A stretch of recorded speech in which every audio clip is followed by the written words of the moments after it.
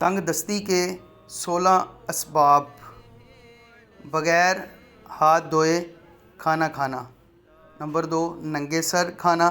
number 3 اندھیرے میں کھانا کھانا، نمبر 4 دروازے پر بیٹھ کر کھانا، نمبر 5 میت کے قریب بیٹھ کر کھانا، نمبر 6 جنابت کی حالت میں یعنی احتلام وغیرہ کے بعد غسل سے قبل کھانا کھانا، نمبر 7 چارپائی پر بغیر دسترخوان بچھائے کھانا،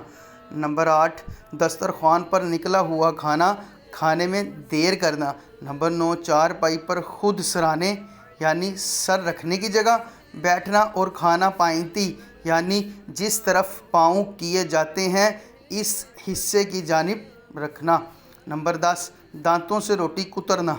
برگر کھانے والے بھی احتیاط فرمائیں تو اچھا، نمبر 11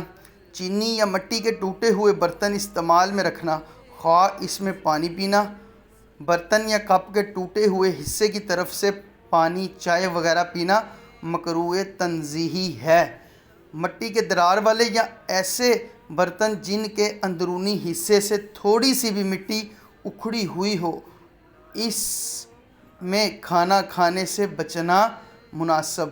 کہ ایسی جگہوں میں میل کچیل جمع ہوتا ہے اور وہاں جراثیم پیدا ہو کر پیٹ میں جا کر بیماریوں کا سبب بن سکتے ہیں، نمبر 12 کھائے ہوئے برتن صاف نہ کرنا، حدیث پاک میں ہے کہ کھانے کے بعد جو شخص برتن چاٹتا ہے تو وہ برتن اس کے لیے دعا کرتا ہے اور کہتا ہے اللہ پاک جہنم کی آگ سے آزاد کرے جس طرح تو نے مجھے شیطان سے آزاد کیا، اور ایک اور روایت میں ہے کہ برتن اس کے لیے استغفار یعنی مغفرت کی دعا کرتا ہے، نمبر 13 جس برتن میں کھانا کھایا اسی میں ہاتھ دھونا، نمبر 14 خلال کرتے وقت دانتوں سے نکلے ہوئے ریشے اور ذرات وغیرہ پھر منہ میں رکھ لینا، نمبر 15 کھانے پینے کے برتن کھلے چھوڑ دینا، نمبر 16